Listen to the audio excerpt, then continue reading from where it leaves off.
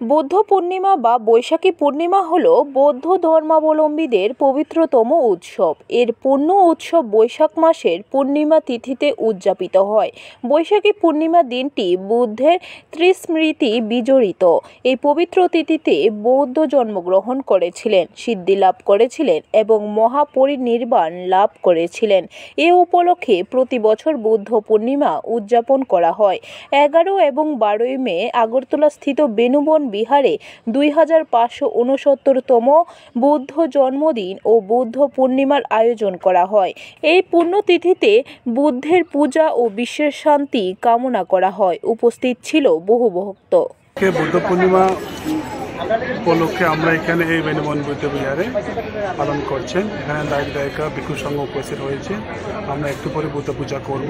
বুদ্ধ পূজা করার পরে আমরা বিশ্বের শান্তির জন্য আমরা প্রার্থনা করব, যাতে সবাই সুখ শান্তি থাকতে পারে মতো। বুদ্ধ পূর্ণিমা হচ্ছে একটা ইম্পর্টেন্ট আমাদের বুদ্ধিস্ট পিপল সবার জন্য, আমরা সবাই এখানে পালন করে। ব্যুরো রিপোর্ট, খবর ত্রিপুরা।